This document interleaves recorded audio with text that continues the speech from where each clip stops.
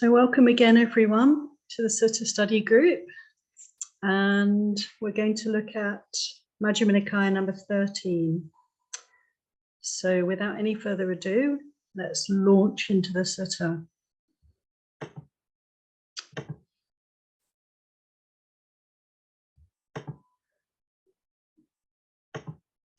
So here we have the longer discourse on the mass of suffering, Maha Dukkha Kanda Sutta. It sounds a bit grim, but actually this is a really profound and very, very helpful sutta for us.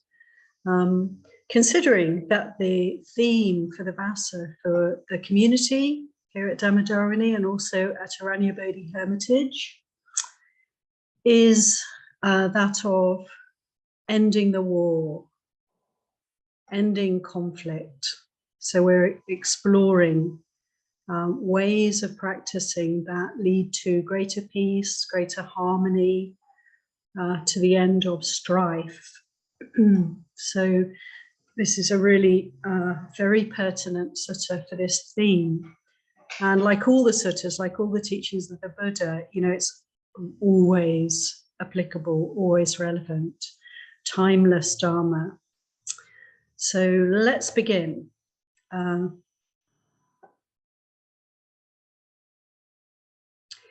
So have I heard. At one time, the Buddha was staying near Savatthi at Jeta's Grove, Anathapindika's monastery. Then several mendicants robed up in the morning and taking their bowls and robes, entered Savatthi for alms. Then it occurred to them, it's too early to wander for alms in Savatthi. Why don't we go to the monastery of the wanderers who follow other paths? Then they went to the monastery of the wanderers who follow other paths and exchanged greetings with the wanderers there. When the greetings and polite conversation were over, they sat down to one side. The wanderers said to them, Reverends, the ascetic Gautama advocates the complete understanding of sensual pleasures, and so do we. The ascetic Gautama advocates the complete understanding of sights, and so do we. The ascetic Gautama advocates the complete understanding of feelings, and so do we. What then is the difference between the ascetic Gautama's teaching and instruction and ours? Those mendicants neither approved nor dismissed that statement of the wanderers who follow other paths. They got up from their seat thinking, we'll learn the meaning of this statement from the Buddha himself. So we'll have a little pause here.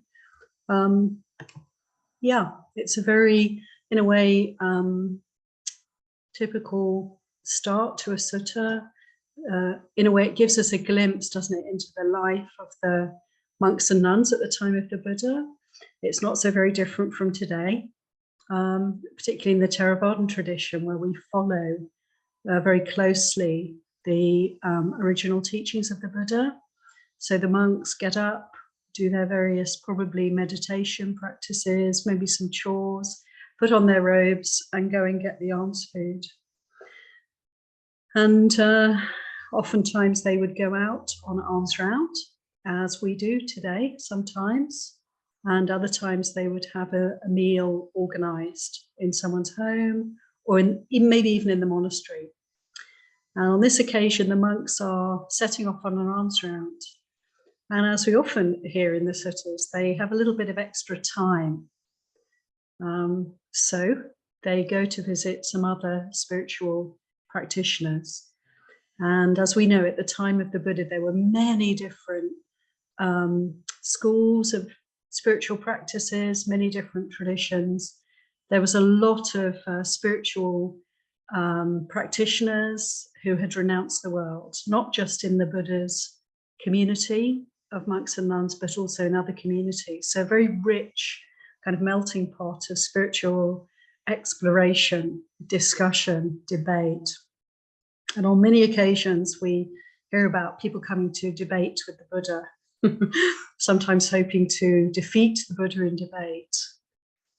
Unfortunate for them, because that never actually happened, but the Buddha was able to really help and clarify and put straight all the different kinds of views that people brought to him. And so on this occasion, the monks go to the group of wanderers from another tradition, and they don't know how to respond to this interesting point that's made that, well, our teachings that we follow are the same as the teachings that you follow. What's the difference? So let's see what more we can hear about what the difference may be between the understanding of feelings, sights, and what was the other one? Can't remember. Let's go back to the sutta and see.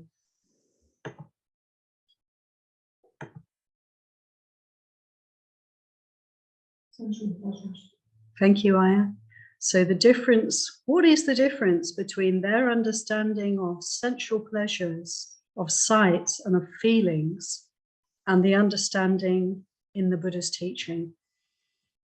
So perhaps the mendicants, the monks, bhikkhus didn't know what the difference was. They go back to ask the Buddha. So after the meal, when they returned from answer out, they went up to the Buddha, bowed, sat down at one side, and told him what had happened.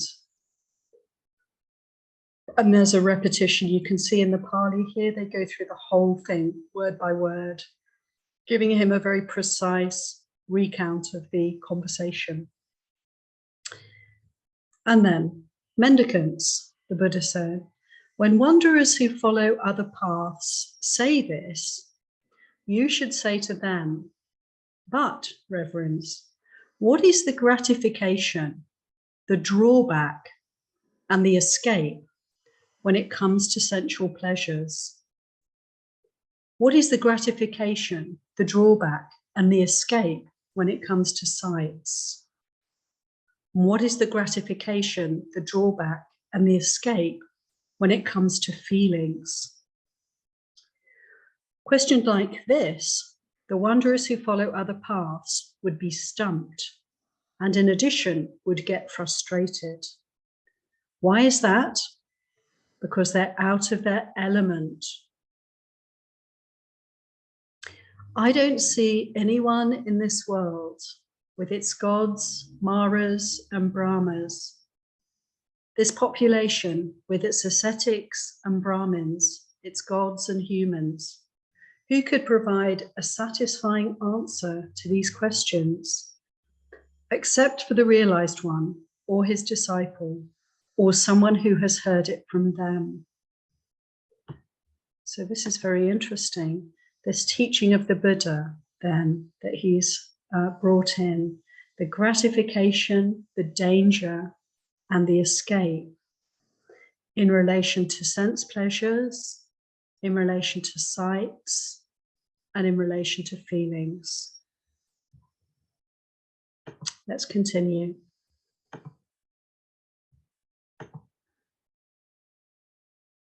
How do I get rid of that?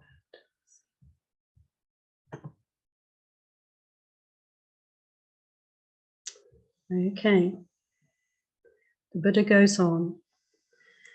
And what is the gratification of sensual pleasures? There are these 5 kinds of sensual stimulation. What 5? Sights, known by the eye, that are likable, desirable, agreeable, pleasant, sensual, and arousing. Sounds known by the ear, smells known by the nose, tastes known by the tongue, touches known by the body, that are likable, desirable, agreeable, pleasant, sensual, and arousing. These are the 5 kinds of sensual stimulation. The pleasure and happiness that arise from these 5 kinds of sensual stimulation, this is the gratification of sensual pleasures. And what is the drawback of sensual pleasures? It's when a person earns a living by means such as computing, accounting, calculating, farming, trade, raising cattle, archery, government service, or one of the professions. But they must face cold and heat, being hurt by the touch of flies, mosquitoes, wind, sun, and reptiles, and risking death from hunger and thirst. This is a drawback of sensual pleasures, apparent in this very life, a mass of suffering caused by sensual pleasures. Now, that person might try hard, strive, and make an effort, but fail to earn any money. If this happens, they sorrow and wail and lament, beating their breast and falling into confusion, saying, "Oh, my hard work is wasted. My efforts are fruitless." This too is a drawback of sensual pleasures apparent in this very life, a mass of suffering caused by sensual pleasures. I think we'll stop here. Let's have a little pause so people can reflect a little on what we've heard so far. So we've heard about the gratification of sensual pleasures, which is relatable, isn't it? All the pleasant aspects of seeing, hearing, smelling, tasting, and touching. And now we're beginning to explore the dangers, the drawbacks. And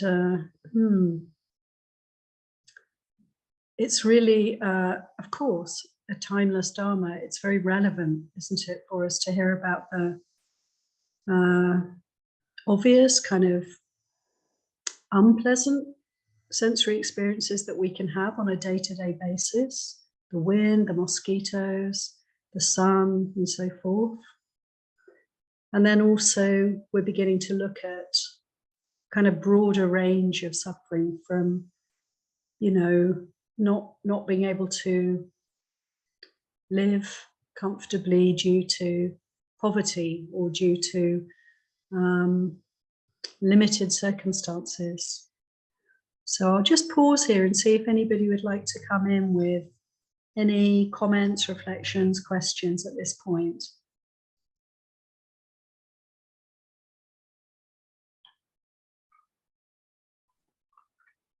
I just had one quick question. The wanderers, were these other Buddhist schools? Because I'm not sure what the timeline is like here, or are these like other religions that they're talking about? This monastery that they go to. Thanks, Linda. I think it's actually sort of non-Buddhist practitioners. There were all sorts of very interesting strands of religious practice and thought in the time of the Buddha. There was a very large community of Jains. Jainism was one of the religions, and there's lots of meetings between the Buddha and various Jain practitioners. Actually, the teachings are very similar for the Jains. They also practiced harmlessness to a great degree, but they didn't have the full kind of teachings of the Buddha on anicca, anatta, dukkha. And then there were all sorts of other teachers at the time of the Buddha, with all sorts of very interesting belief systems. And actually, you can find out about them through looking at the suttas. There's one sutta particularly that's very interesting, which gives all the different possible views that one can have in terms of the past, the future, and spiritual practice, and that's called Brahmajala Sutta. Is it Diga number 2? I think this is in Diga Nikaya, and it's Diga Nikaya number 2. It's called The Net of Views, is the translation of its title. And it's really interesting because it actually sort of covers every possible kind of perspective one could have. And in this sutta, the Buddha is essentially saying all of these views are to be let go of. they're not liberating. They don't really lead us forward. So it's very interesting to consider that.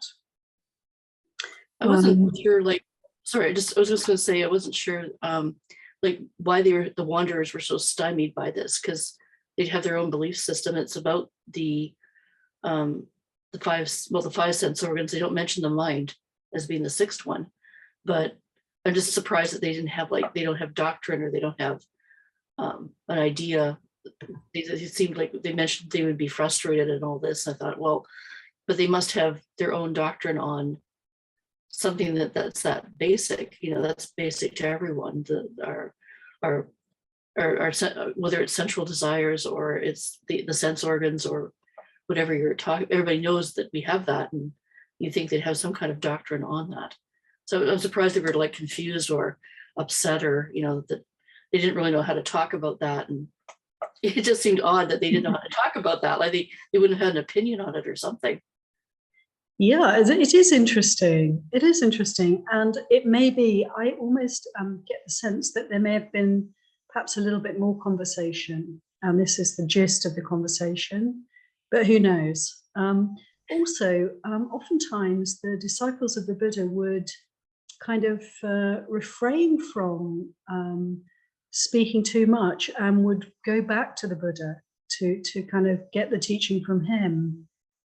So there's a kind of deference to the fact that there's a Buddha just nearby, who is the person who can really explain the Dharma. And so a kind of oftentimes the monks would try to hear from the Buddha, or hear from one of his arahant disciples.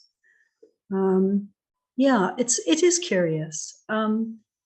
What were their views? What was their understanding of feelings, sights, and sensual pleasures? It may have been very similar. That's the thing, because a lot of the wanderers of different religions at the time of the Buddha were also very ascetic in their practices.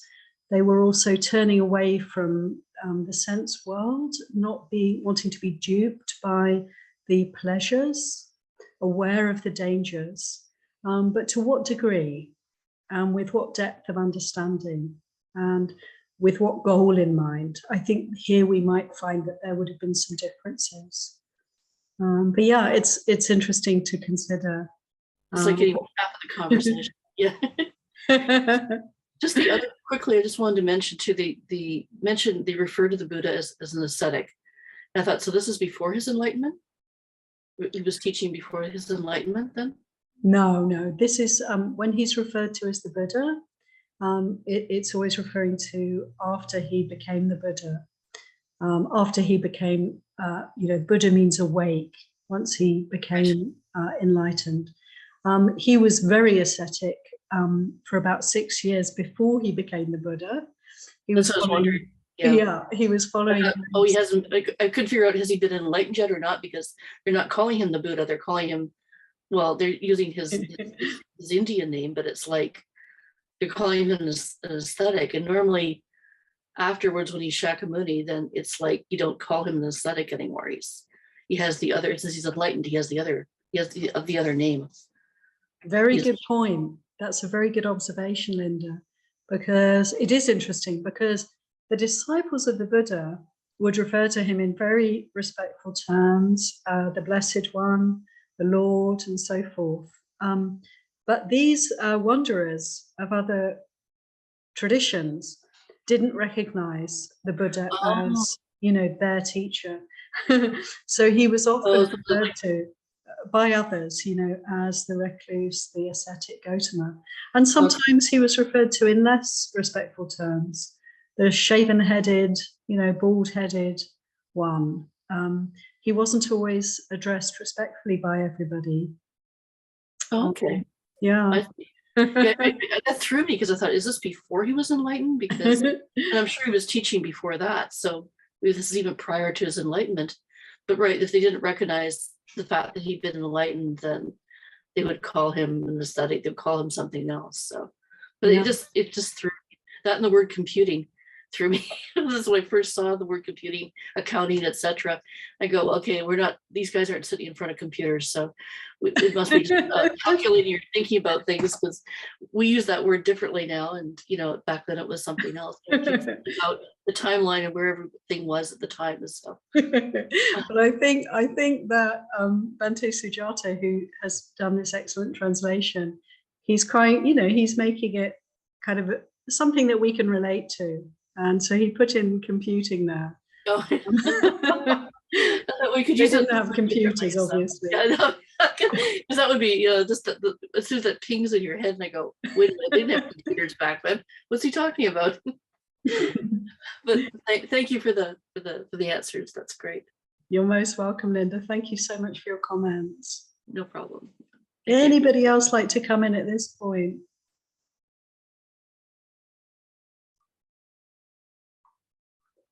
Okay, let's go back to the teaching. Oh, I have a note from the commentary. I don't know, can I be heard? yeah. Aya Sobana has a note for us from the commentary. For the other sects, the overcoming these different kinds of understanding were associated with levels of meditation. So overcoming sensual pleasure is connected with the first jhana, when the bliss of meditation overcomes the bliss of sensuality.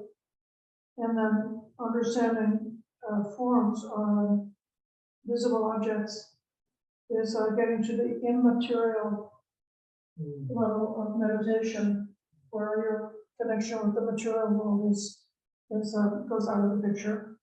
And then overcoming or full understanding of feeling is associated with the plane of impercipient plane of being, where the mind is in a neutral state, disconnected from pleasure and pain.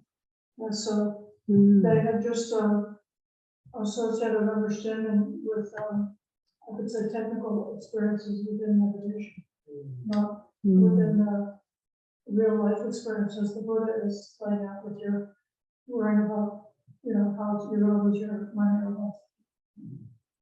Excellent. Thank you so much, Aya Sobana. Could everybody hear that? Not so good. No, not as well. Not so well. Okay. Okay. I'll attempt to summarize what I said. It's from the commentary. Okay.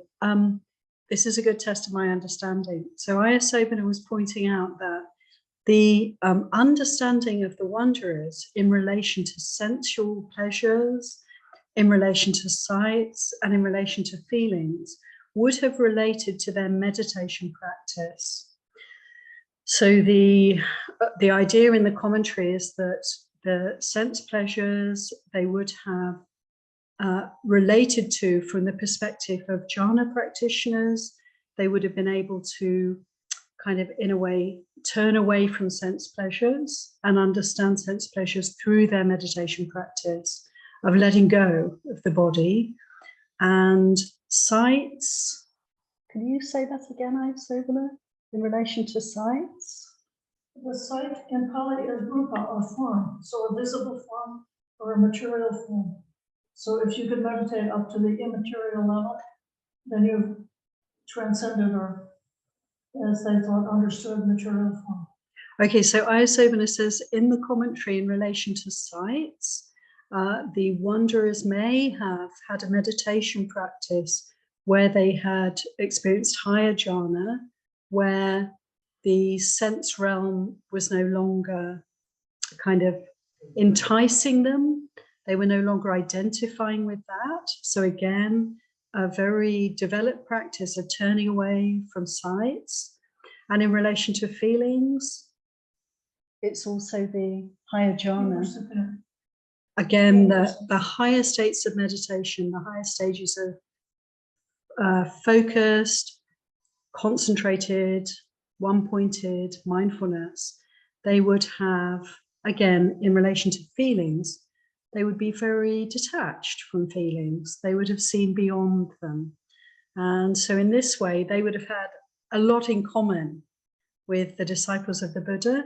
But what Ayasobana was pointing to is that, okay, I'll try and get this right, that the Buddha's disciples, or the Buddha's teaching rather, is very practical and down to earth and relating to our everyday experience and the development of wisdom through our day-to-day practice. And this is something that many of the wanderers would not relate to because they were much more involved in, you could say, samadhi practice, but not so much in insight practice. So this is a very helpful pointer from the commentary to this sutta. Does that say it? Okay, thank you, Ayasobana. And Corinna's got something to add. Hello, yes, can you hear me okay? Yeah. Great. Yeah, I just find it really interesting about it's not what I would have come up with on my own from my experience, or what is the danger? And so this, it seems like he's saying the danger of sensual pleasures is earning a living, like the difficulty that can happen when you earn a living. And that's funny because in terms of, I mean, I can definitely understand that. And partly I've been very fortunate, but earning a living for me is kind of positive. I wouldn't say it brings me, it doesn't take away my energy. So that's what yeah. It seems curious to me. Yeah, thanks, Corinna. I mean, that's just so true for most of us. I guess we could say, you know, educated, affluent, in a wealthy societies, yeah, we have the luxury of kind of, you know, often having work that we enjoy, that we've chosen, that we're well remunerated for. How wonderful is that? You could say that's one of the gratifications. That would fall on the gratification side, I guess, Corinna. But in this instance, I guess it's what we're really hearing is, yeah, well, for a lot of people, they work hard. They don't necessarily choose what they have to do. They just do what they can, and they don't get paid very well. So they're still struggling and suffering. Oh, yeah, that is a drawback. I consider it in terms of like the drawback of having a body, you know, the drawback of living in the sense realm. There are the pleasures and then there are the pains, you know. So this is an example for us of how, yeah, livelihood can be deeply unsatisfying and unrewarding, I guess. It's hard for us to relate to, isn't it, Corinna? Because it's, as you say, it's not necessarily the case. It's not within our experience of this lifetime. Yeah. Yeah, thank you, Aya. Yeah, I can certainly understand that, and it depends very much on your social class, or but even, let's say, even if you are well off, there's still like work-life balance issues. So it's like the stresses aren't the burning heat of the sun, but just the not being able to separate your job from your personal life, or other different kind of stresses. Yeah, look, that's really helpful you bring that in, because we may have much more easeful conditions, but there are still areas where we can point to and say, yeah, actually this is suffering within this realm. There's a lot of pleasure, there's also pain. And the Buddha's really pointing to that, isn't he, just to see that. Yeah, thank you so much, Corinna. Thank you. Rachel.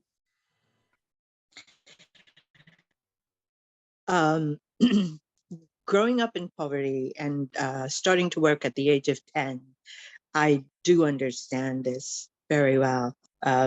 When work is about putting food on the table and keeping shelter, just that basic, and there isn't the luxury.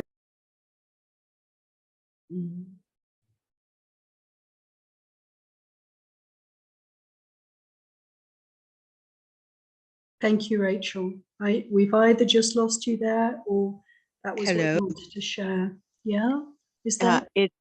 Yes. Can you hear me now? Yes, thank you. Yeah. Oh, okay.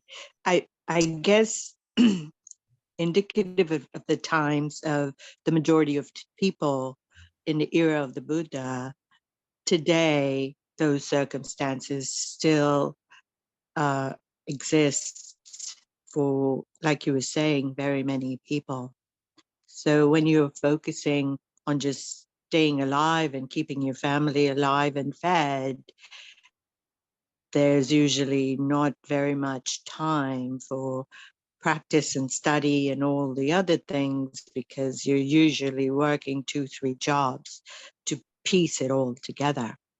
Yeah. So yeah, it is, it seems to be on a spectrum of our, of the things we have to be grateful for, like you said, having an education and everything else. Yeah, absolutely, Rachel. Thank you for sharing that with us. Just to really receive that. Yeah. Look, what a struggle life is for so many people. And in a way, one could say, how easy then to understand this aspect of the Buddha's teachings. And yet also, as you say, if one is struggling to survive, it's very difficult to actually have the space and time for spiritual development. So, you know, we can feel very grateful, can't we, that we have the opportunity to practice, seeing it as a kind of luxury or a kind of privilege, and not to be taken for granted, like something to really cherish and consider to be very precious, you know, like the precious jewels of the Buddha, Dhamma, and Sangha. We are so blessed to have this opportunity. So Yes, yeah, we can let that be an encouragement for us. Yes, we are. Yeah. Thank you so much, Rachel. Guinevere. Hello. Yeah, I just wanted to add as well, like to what Rachel said, that I find the monetary system to be a huge burden and a constant stress. And, you know, I have a college education and, you know, just for whatever reason, have never had the right understanding of the monetary system. And it has been a struggle, and I've had to work jobs. I currently work a job where I don't get to choose my schedule. I have to work at 4 o'clock in the morning. I have to be at work until 2:30 at night. I don't get to choose my schedule. I don't get weekends off. And, you know, it's all just to survive. It's all just to have a roof over my head and food on the table. And so I find it to be extremely stressful and suffering. And, you know, I can't understand the system. It's like, how is this anything that anybody enjoys, I guess, from my perspective. So Thank you so much for sharing that, Guinevere. You know, this really throws light. You're really throwing light on this teaching for us. It is so the case. And, you know, if things are going smoothly and easily and we're getting everything we need and want, it can be quite difficult to really open to the truths of the Buddha's teaching. You know, the first noble truth there is suffering. To be honest, when I started practicing, I just didn't get that at all for years, because I felt like, well, I'm not suffering, I'm having a great time. And one could say, well, that's nice. But on the other hand, you know, when we're struggling and when things are very difficult, we certainly have a great opportunity to, it's like a doorway. It's open for us. The spiritual path is open because we can see very clearly the drawbacks of the sense realm. You know, we're not duped, we're not fooled, we're not taken in. And so that there is, you know, I'm not saying it's good to be struggling, but rather that one can take the situation, a struggle, and we can open to the practice very fully and really reap the benefits of the Buddha's teachings. And I really wish you well with that. You know, keep going. What really matters is not so much our wealth or our success and so forth. These things are often drawbacks, paradoxically, you know, drawbacks when it comes to what really matters, which is what's happening in here. How is it here? Can I make peace here? Can I live a good life? avoid harm, do good, purify the heart. These things, you know, whatever situation we're in, these things are possible. And I think when there's struggle, there's much more of an imperative, right, to move in a spiritual direction. I don't know if you agree with that, Guinevere, but that's what comes to my mind.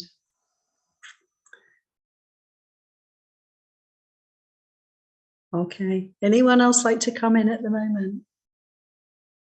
Yeah, Niada, welcome. Yes, hi. Hi.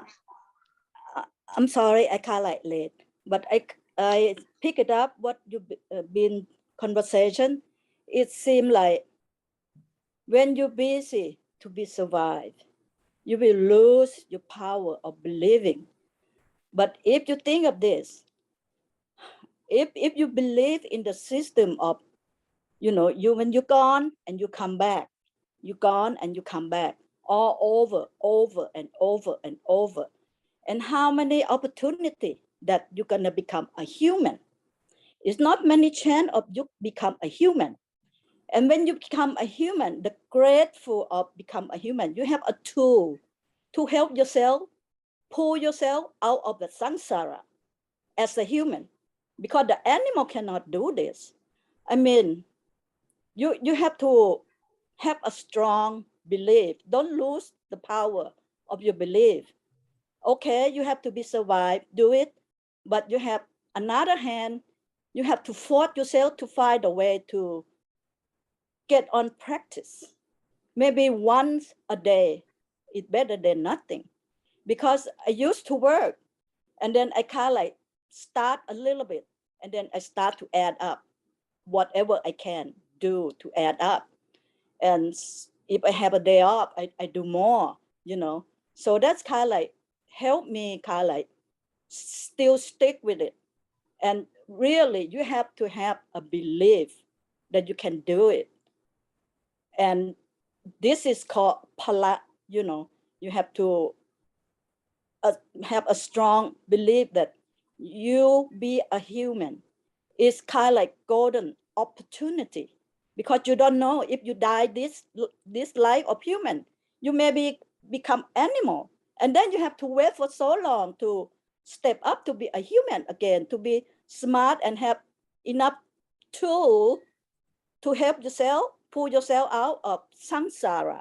That's all I want to kind of like point of this point of view for you to kind of like get strong and, you know, don't give up what you practice. If right now you don't really see clearly, but just do it because you are human.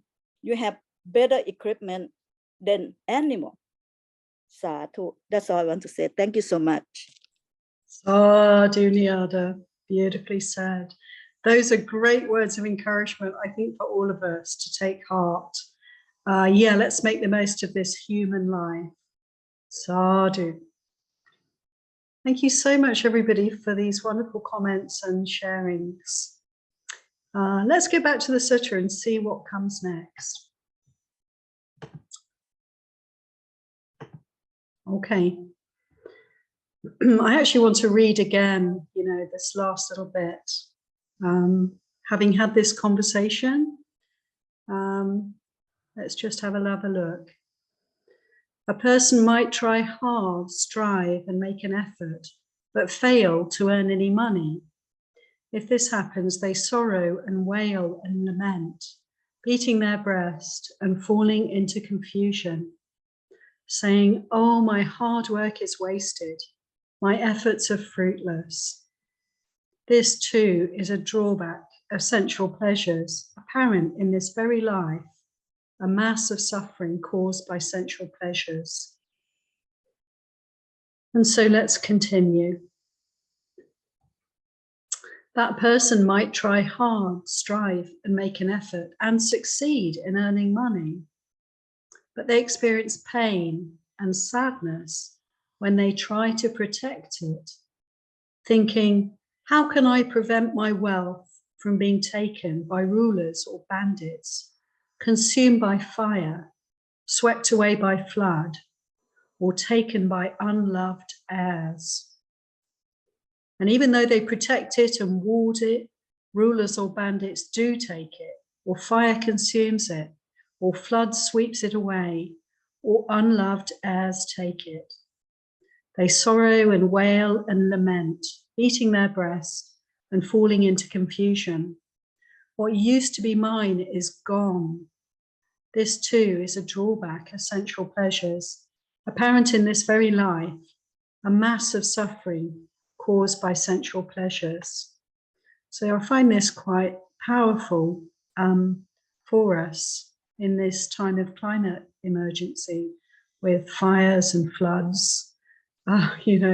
Actually, we're witnessing, aren't we, these kinds of devastating, catastrophic events happening for people around the world, kind of unpredictably. We don't know when it's going to be our turn. And so it is quite powerful consideration. And it's interesting, isn't it? So we were talking about the haves and the have-nots in a way, those who are fortunate with their work and income and status, and those who are not. And so look at that. Even, okay, those who have the haves, we also, can worry about losing what we have. And isn't it the case that we do? And we have to get insurances, and we have to have social, pensions and things like that. And we're concerned about our future and concerned about what might happen. And so almost in a way, as the saying goes, the more you have, the more you have to lose, the more you have to worry about.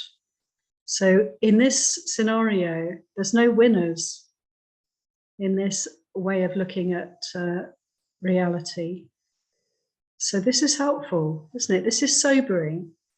But we can appreciate the truth of what the Buddha is saying here, what he's pointing to. Would anybody like to come in at this point with any comments, questions, reflections? Yes, please, Julie. Thank you. A couple of things. One is I'm trying to get a sense of how the rhythm of these suttas are working and whether or not I can connect to them. One of the things I was noticing is there's a lot of repetition. And so I was thinking, okay, so maybe that's because it helps memorization. It's a non-written text, things like that. The other thing that I was wondering though is then, okay, the enumerations,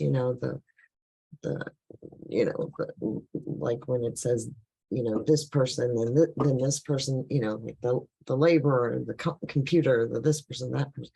So I was wondering if like going through everybody or going through the classes of types of people, is that like to say this is the order of things, or is it to say that regardless of who you are, this phenomena is all encompassing?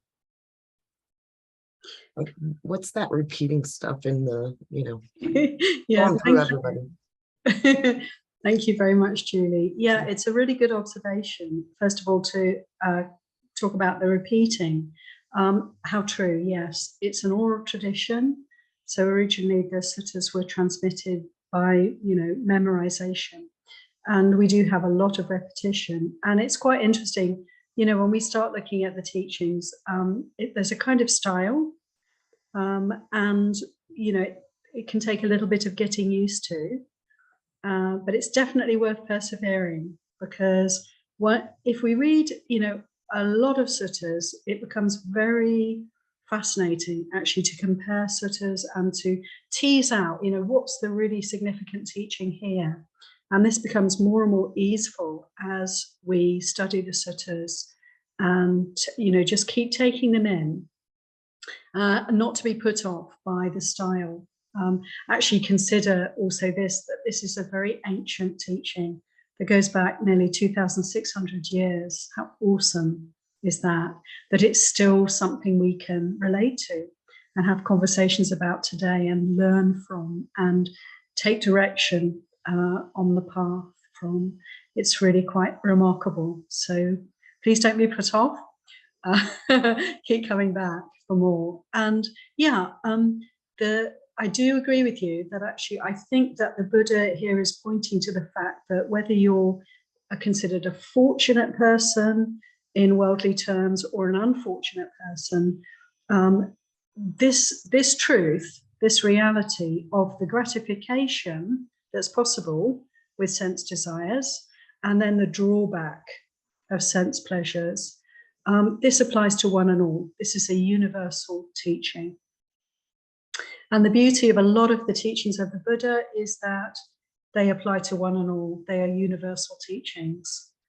And we can, not take that as a gospel truth or anything, consider it for ourselves, check it out, which also the Buddha encouraged us to do with all of his teachings. Check it out for ourselves and see, does this really apply to me? Does it apply to everyone around me? And oftentimes we can find, well, yes, yep, this seems to be, a bit like the laws of physics. In fact, perhaps a bit more certain than the laws of physics. Our understanding of those does sort of change over time. These teachings are quite timeless. But let's see. Always with a sense of investigating and trying to pull the teachings apart, and a skeptical mind, very helpful. But yeah, I agree with you. I think these teachings, one can say they apply to all. The Buddha's pointing to this applicability to every kind of person. Yeah, Niada. Thank you, Aja. You know what, about the repeating thing, I used to think, why Buddha always, be so much say the same sentence or same word all the time. So let me question you this. Did you ever train animal? Did you ever train dog, bird, cat? What you do? You're repeating them, right? To command them to do something, some action, you have to repeat that and give them a reward. So they be able to pick up one action. I used to train bird, one sentence I want to teach that bird, parakeet bird, I love you. Only one sentence, and I have to say that over and over and over until one day that parakeet really say the word. That is a result of repeating, as far as, we keep born, die, born. Some life we might be an animal. Right now we still being called an animal until we step up to be Sodapanna. If we become Sodapanna, we not be called animal anymore, because we don't have that sense of, like scaring or, like just animal. So I think that's the reason why Buddha do repeating. Just like, you have to use all the repeating to train yourself to get through some message, something. If you used to train animal, you probably know this. And, for myself, I understand that the life is tough. It's kind of like drain your energy to stay on the practice.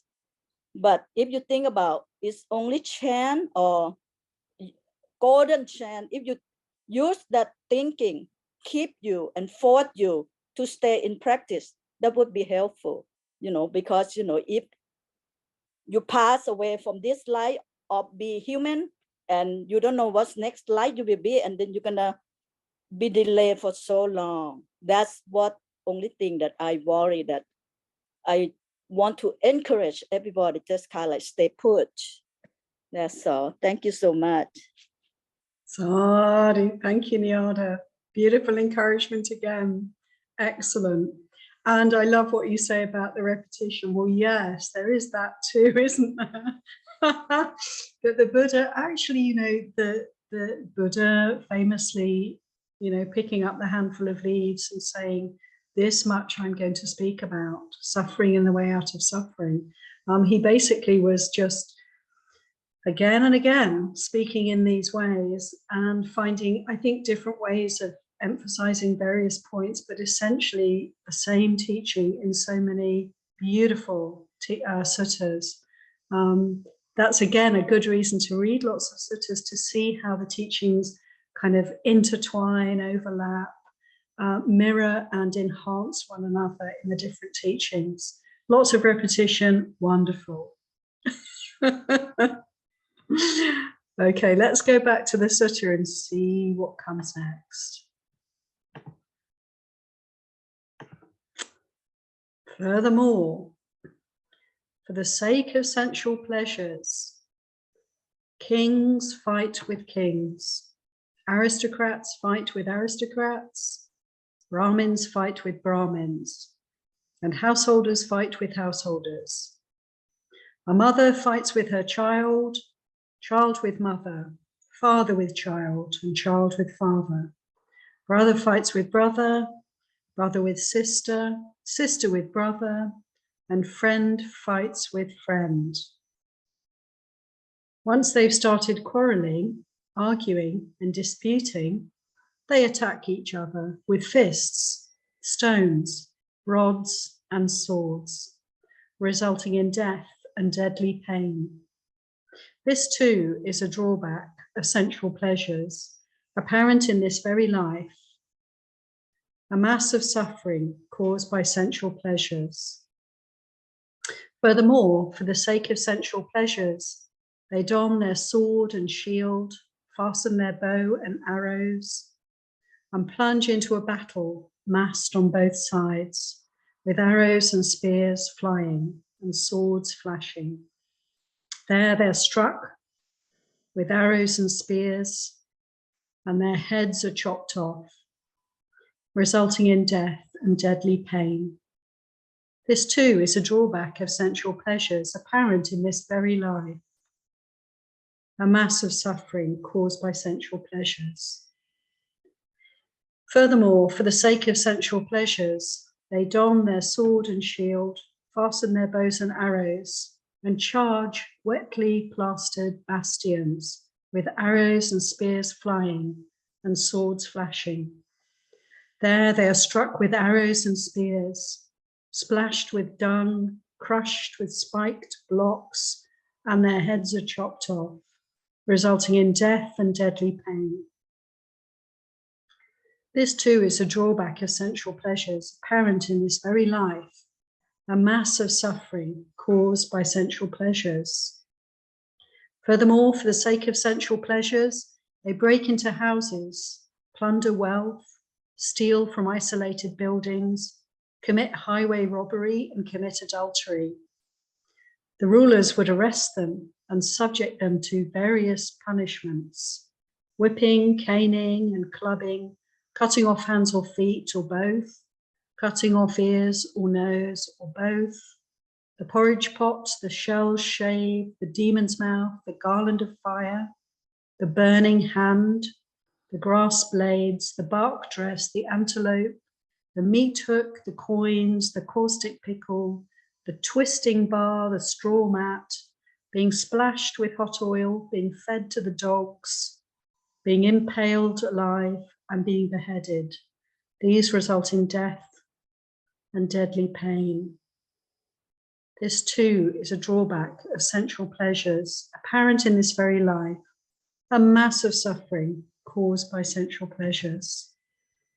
So the Buddha doesn't really hold back. It's quite a list. And, you know, one can read in the commentary the graphic description of all these different kinds of punishment that were de rigueur in the day, all sorts of ways of torturing the body. So, you know, it's really quite painful to take in this description. And yet, you know, in a strange way, it's, you know, nothing that we don't already have some kind of familiarity with, just from watching the news. So when the Buddha says, you know, this is what happens, this is how it is for us, at the time of the Buddha, that's how it was, and we can see how it's still the case. And it's interesting to me that, you know, one can have ideas about human progress and evolution, and one can either look at it in a positive way or in a less positive way. But I think the important teaching really from the Buddha is that this realm, sense realm of pleasure and pain, is kind of almost inevitably going to be a place of both delight and also a place of suffering. And it kind of behooves us to, you know, do the spiritual work that will release us from this whole mass of suffering.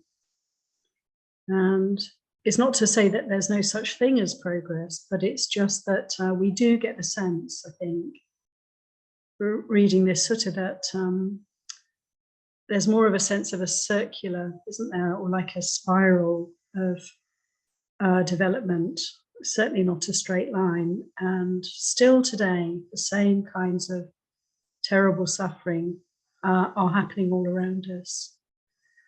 So very sobering. But, you know, the Buddha's teachings are always pointing to the truth.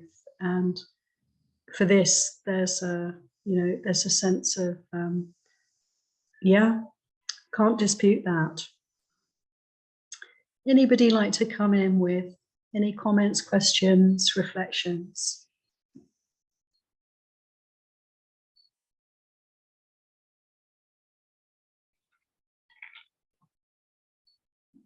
Okay, let's continue.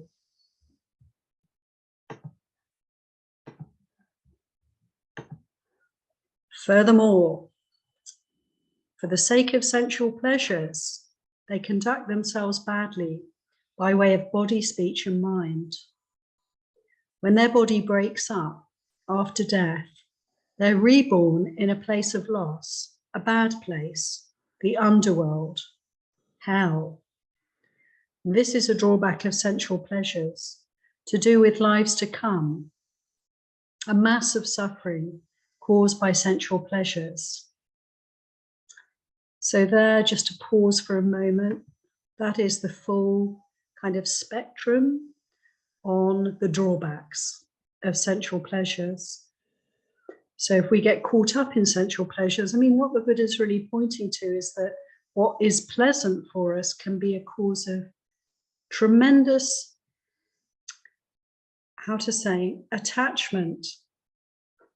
So much so that we will fight for what we want to keep. You know, the comforts that we've become used to, we will fight to maintain that degree of comfort. And thieve, you know, steal from others to get what we want, to get the hit of pleasure. So it's quite, I would say, relatable and painful reality for us, this human condition, and that sense pleasures can lead us astray, lead us into harm that then not only creates problems in the here and now, but for our future, takes us down. So, okay, that is the entire teaching on this particular topic of the drawbacks of sense desires, sense pleasures. Corinna. Thank you. Yes. I just want to make a comment, and happy to hear your reflection. Because when I hear the word pleasure, I think it connotates like indulgence. But, you know, there's certainly that, but there's also just like a very basic aspect of being a human being that, you know, we need to eat, we need a shelter, that just basic requirements that we also kind of have, we have to strive for in the lay world. And for me, those don't, it seems very different than like sense pleasure. It almost seems like sense maintenance Yeah. or maintenance of life. So just, yeah, just how that, while being attached to sense pleasures is one thing, and then just maintaining my life is another thing. Yeah, I think that's such an important point.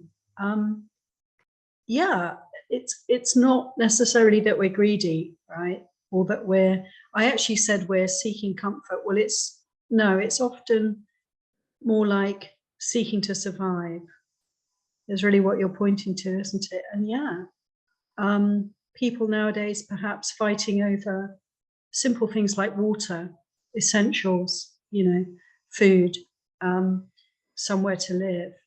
And so it can come down to this where one can feel, well, we really have very little choice.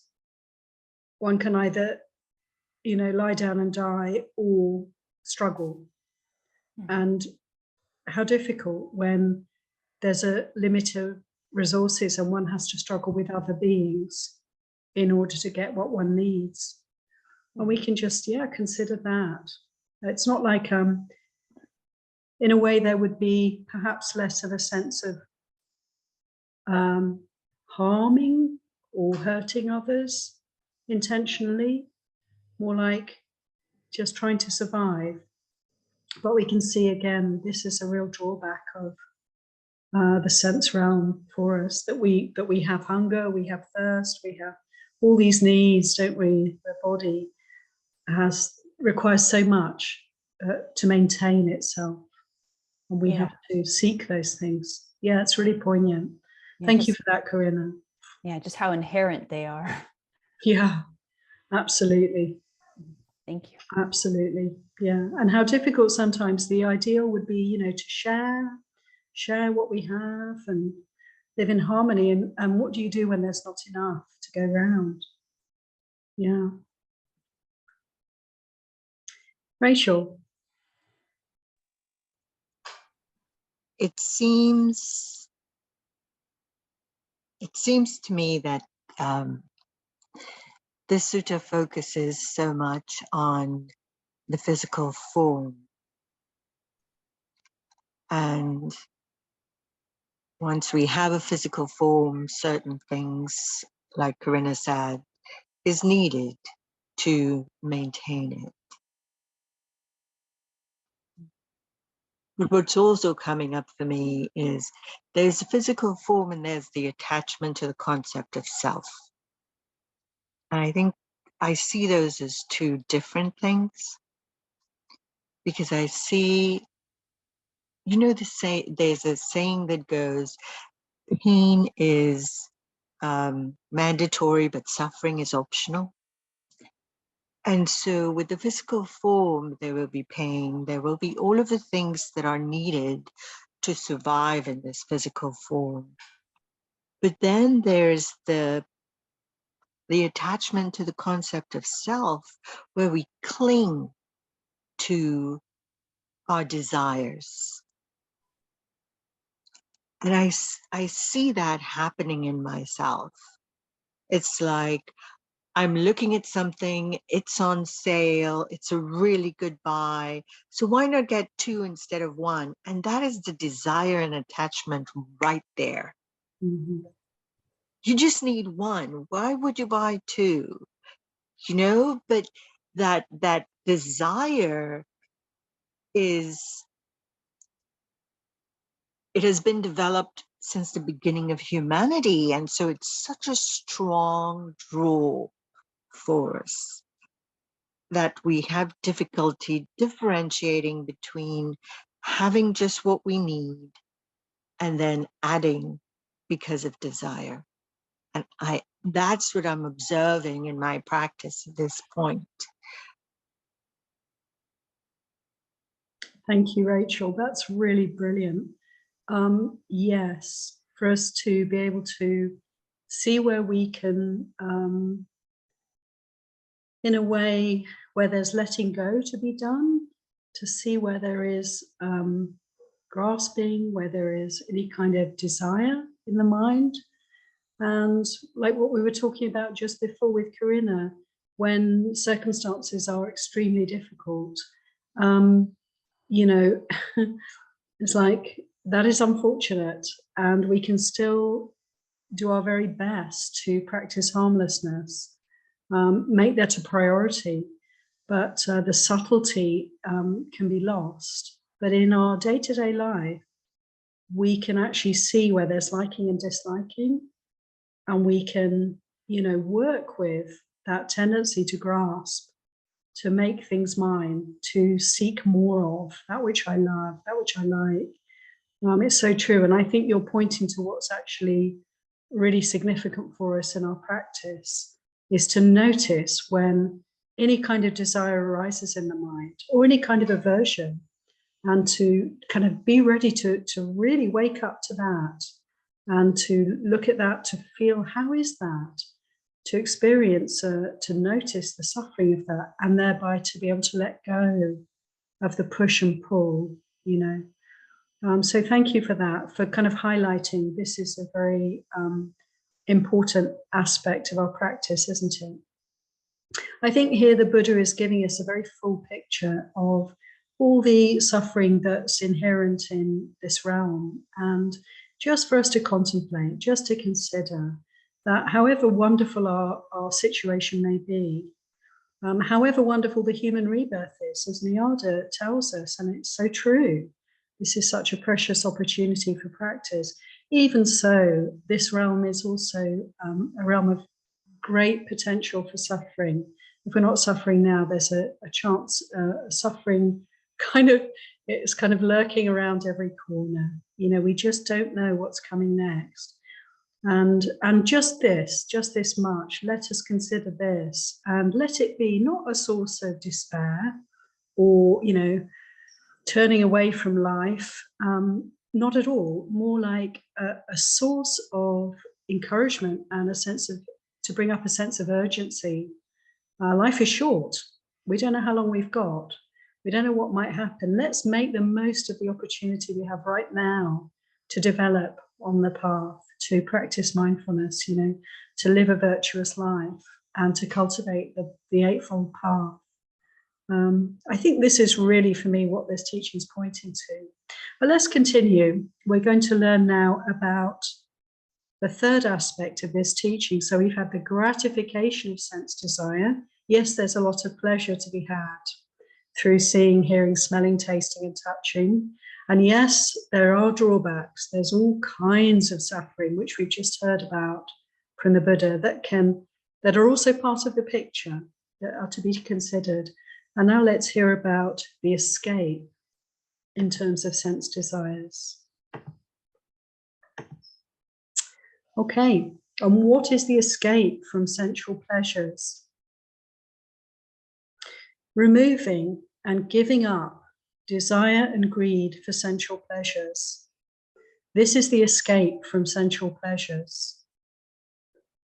There are ascetics and Brahmins who don't truly understand sensual pleasures, gratification, drawback, and escape in this way for what they are. It's impossible for them to completely understand sensual pleasures themselves, or to instruct another so that practicing accordingly, they will completely understand sensual pleasures. There are ascetics and Brahmins who don't truly understand sensual pleasures, gratification, drawback, and escape in this way for what they are. It is possible for them to completely understand sensual pleasures themselves, or to instruct another, so that practicing accordingly, they will completely understand sensual pleasures. So this is the end of this section.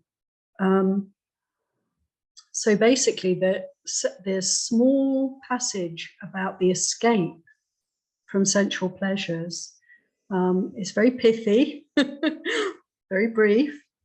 Simply removing and giving up desire and greed for sensual pleasures.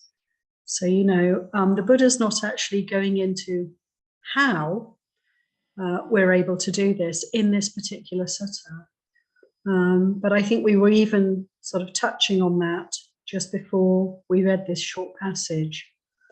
And The Buddha also goes on to say here that there are those who understand this teaching on the gratification, the drawbacks or the dangers, and the escape from sensual pleasures. And there are those who don't understand. And I think what the Buddha is pointing to here is that in his teaching, one can come to a full understanding of these aspects. And without fully comprehending the Dharma, it's difficult to really fully grasp the pleasures, the drawbacks, and the escape from sense pleasures. So would anyone like to come in, particularly on the escape? If there are any questions, comments, reflections around this.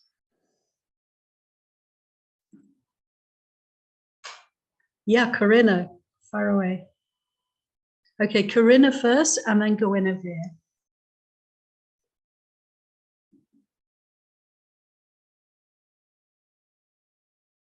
Can't hear you, Corinna.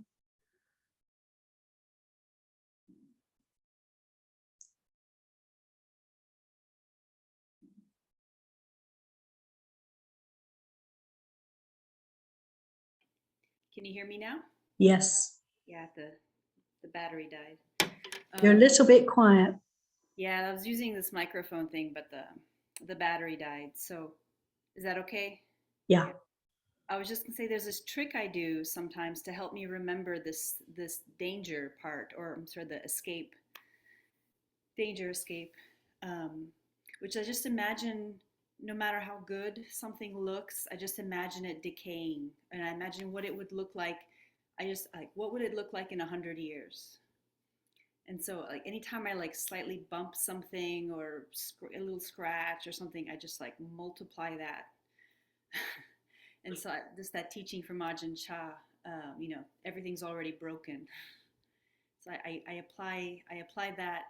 Sometimes I try to apply it to people too, especially, I don't know, with babies actually. I imagine them, I try to imagine them growing old and in old age, um, so that I'm not as attached. It's that I know it's already gone. If it exists, it's already gone. Just to make it more normal in my mind. Thank you, Corinna. Yeah, it's really interesting you mentioned this. Such a skillful practice. It actually comes up, I think, a bit later in the sutta. Wonderful. And yeah, to consider change, to consider impermanence is a really helpful way to, untether us from the kind of addiction or the attraction of sense pleasures, isn't it? That these two, they don't last. Yeah, they're so transient. And these objects I'm so attached to, they're broken already. I mean, that's a wonderful way to help the mind to let go, isn't it? Thank you for that. Guinevere. So I do struggle with this one a little bit, like especially with the, talking about earlier, like the striving for, we're just trying to appease our sense pleasures, to live in a house and, have food on the table. And so it just makes me like, well, so what, do I just give all that up? Like, I mean, it's like, well, if I just, go be homeless, then if I learn to put up with that suffering or, learn to overcome that suffering, well, then great, life will be great. And so last week I went on a 6-day retreat, and I didn't know that it was outdoors. And so I was not prepared for that. And, it was a struggle, right? Like mosquitoes and sun. I didn't have a hat. Like, I mean, it was a real struggle. And it just throughout that time, it was like, okay, well, yes, I would like to be not in the sun, or yes, I would like to not have the mosquitoes. And so it just makes me think, well, like, so to really overcome this stuff, what is that, what you just have to do is just go, like forest monks, you just have to go like live in the forest and become okay with whatever weather and whatever bugs and not having food. And like to me it's like I guess I struggle to understand, like, how can you really actualize these teachings if you don't go to that kind of, extreme training, right? Like, I don't understand how to make it real without having that kind of experience, I guess. Thank you, Guinevere. That's really brilliant you bring that in. It's true.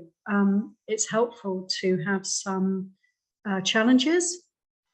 And, the monastic life's a good way to renounce many sense pleasures. And, the kind of retreat that you just did is actually, a really good opportunity. The Buddha said these kinds of experiences, mosquitoes, sun, wind, and so forth, are to be, we practice with them by enduring them, practicing endurance, patient endurance, being with, working with the resistance, working with the negativity. And we can see, can't we, as you probably experienced on the retreat, there's a certain whittling away of the aversion, of the desires that come up to be somewhere else, and the aversion towards what's actually happening. So what I want to say to you is, I would say the benefits of renunciation cannot be overstated. The Buddha, when he speaks of right intention, a very important aspect of right intention is the intention of renunciation, letting go, giving things up. So if we feel our practice is becoming a bit stale and we're not really making a lot of progress, just give up something that you enjoy. Give up your coffee, give up your tea, give up your TV, whatever, something that you enjoy and relish and delight in. Just stop it, just stop. And then you can watch the mind and see. And there, right there, you'll get to see sense desire. And just breathe it in, breathe it out, sit with it.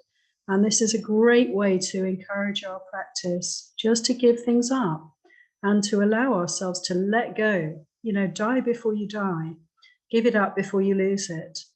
And so renunciation, giving things up, in every religious tradition, this is encouraged actually. Look at Lent for the Christians, look at Ramadan for the Muslims, giving things up, struggling with the lack of, and in this way we can really catalyze our practice. So I just hope that that's helpful there, Guinevere. And however difficult a time we think we're having, always be ready to give something else up. Even in monastic life, one of my teachers, Ajahn Suchito, he's the abbot of a monastery in the UK where I lived for some time, and he would encourage us to give up more. There's always more to give up. Even we've given up all our money, our livelihoods, our choices, our freedom, etc., as monastics. Well, there's always more. See what we're attracted to right now. See what you're attached to right now, and just try putting it aside, or even just delaying the gratification for a while.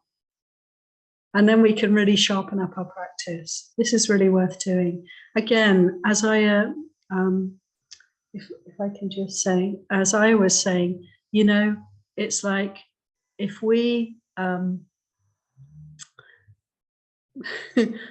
lost my thread, never mind, because actually Aya wants to come in, so I'm going to invite her to come in right now.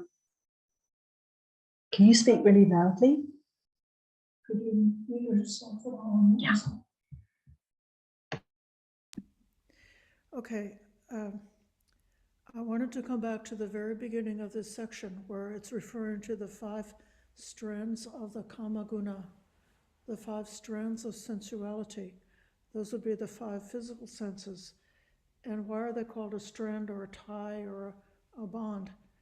Because they are binding us to material objects. So it's as if the soft bed, the waterproof ceiling, the sweet cake, being able to turn on the ventilation so I don't have to smell somebody else's toilet activity. The tying is that the sense pleasure ties us to these external material objects is if our happiness is in the bed, the roof, the cake, and so on. But when we are able to cut that tie, then it has an opportunity in that negative space that's left to discover a completely different kind of happiness or pleasure, which was always there within and available to us, which is not depending on any of those material things. We're like fishes in the water. We're not able to know the water, as Ramavara so skillfully mentioned, by giving something up out of all of the things that we are swimming among. Then one can have a chance to realize what the nature of desire is, and to discover that freedom from not really looking for our true happiness in those objects, but trying to find the space to discover the different kind of happiness which is within.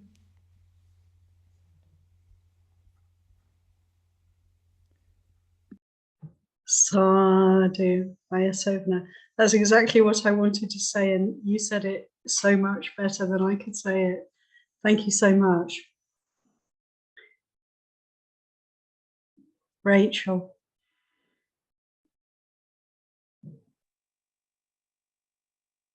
What I find helpful in practice is to try as much as possible to be fully present in the moment,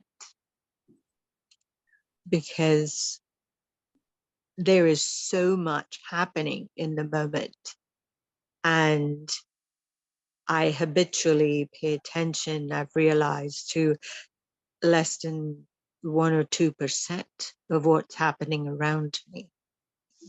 Because by delving into and attaching to the sense pleasure occurring in the body, I can lose everything else happening around me. So what I find helpful is trying to be fully present. What's around me? Pay attention to the colors, the size of the room, who's there, the neighbor next to me, what's outside. And I go from what's immediately impacting the physical form outward and then come back in. And I find that to be a really helpful skill development, to pay attention to everything happening. I'm observing as much as possible in the present moment, because all of the other things fall away. Nothing else seemed to be relevant when I'm able to do this. So just wanted to share what was helpful for me. Thank you so much, Rachel. I'm sure that's really helpful for everybody. Yeah, anything that helps us to come to the present, to be here, to be aware of what's happening right now. So valuable, so helpful. Thank you. Kusala. Thank you. What helps me is to reflect on that I don't own anything. You know, everything is just here for me to borrow for my time on this earth plane. Yeah, so that helps for me to loosen that grasping. You know, it's okay to have preferences. Sure, we would prefer the sunshine over the rain or whatever. So preferences are okay. But for me, it's that degree of clinging to needing my preference, you know, and something that you had said when you spending your time in Canada here with us, you said something along the lines of something not given is lost. And that really helps me to loosen my clenching. You know, something not given freely is going to be lost anyway, because I'm only here to borrow the things in my life and then pass them on. Thank you. Sadhu. That's beautiful, Dharma. Thank you so much, Kusala. What a great attitude for all of us to cultivate. actually. Yeah, we're just passing through. And all that is not given is lost. And it's a great encouragement, this beautiful teaching from an Indian sage whose name I can't remember. But what a great encouragement to be willing to let go and also to be willing to give. So this is a really crucial part of the path, isn't it, Kusala, that we develop generosity, give it away. It doesn't mean to give everything away, so we have nothing for ourselves, of course, but to give what we can, to take what we need, be frugal in our ways, an encouragement from the Buddha, and to practice generosity, to practice dana. Dana, sila, bhavana. These are the three sort of legs of the tripod, crucial aspects of the path: giving, goodness, and practice for liberation. So I think we can end on that beautiful note. Thank you, Kusala, so much. And please come back next week, because we haven't yet heard what the Buddha has to say about his teaching on sights and his teaching on feelings. So you can cheat and look ahead, feel free, and still come back to discuss with the group next Sunday. Thank you very much, everybody. Sadhu, sadhu, sadhu.